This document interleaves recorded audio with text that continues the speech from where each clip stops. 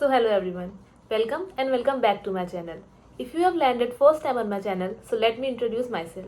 My name is Bhumi Gupta and I am a first year MBA student at IIM Rohtak, and I have also given CAT in 2023.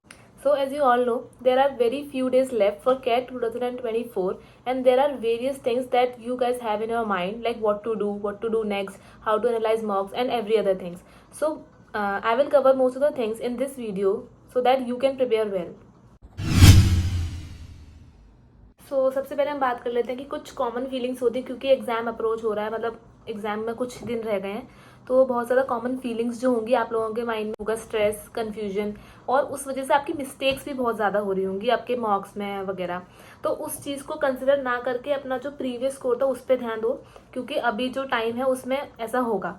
और try to ensure that उस दिन जो आपका cat exam होगा उस दिन आप stress ना लो, जिससे कि आपके स्कोर पे इफेक्ट ना पड़े।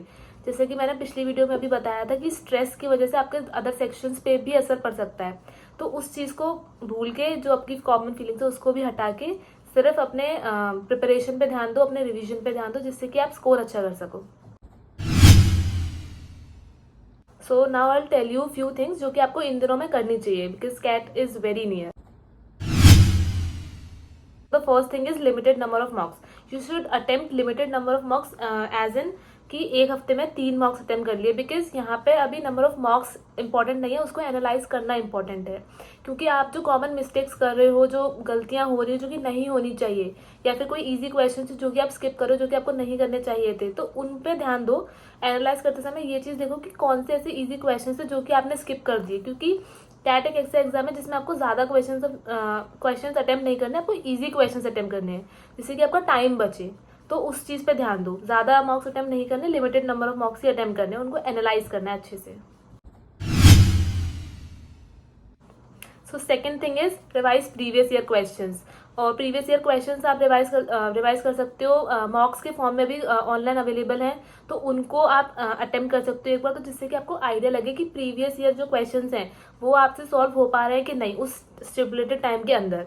तो वो चीज़ आप कर सकते हो। प्रीवियस ईयर क्वेश्चंस एक ट्रू पिक्चर शो करते हैं कि कैट एग्जाम कैसा हो सकता है। सो जो रिसेंट प्रीवियस ईयर क्वेश्चंस है उन पर ज़्यादा ध्यान देना, क्योंकि वो ज़्यादा सिमिलर होगा जो कि अब नेक्स्ट कैट आने वाला है उससे।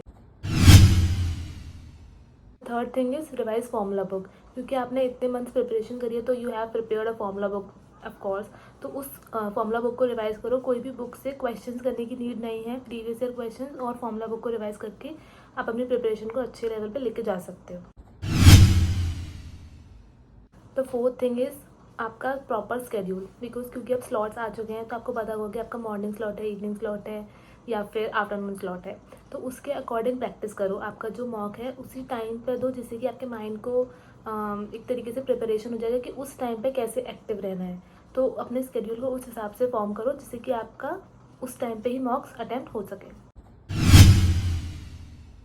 द फिफ्थ थिंग इज जब आप स्विच करते हो बिटवीन डिफरेंट सेक्शंस, तो उसमें आपको ध्यान से टाइम लेना है, बिकॉज अगर आप बहुत ज़्यादा स्ट्रेस लोगे तो आपका प्रीवियस सेक्शन ऑलरेडी डन हो चुका है। उसके बाद अगर आप स्ट्रेस के साथ दूसरे सेक्शन पे स्विच करते हो तो वो सेक्शन का स्टार्टिंग का टाइम भी ख़राब हो जाता है, जिससे कि आपको लॉस हो सकता है टाइम का। तो उस चीज़ को ध्यान में रखते हुए जब आप सेक्शन चेंज कर रहे हो तो 10 सेकेंड दो अपने आप को, 10 या 20 सेकेंड, जिससे कि आप नेक्स्ट सेक्शन पे जाते समय स्ट्रेस ना लो।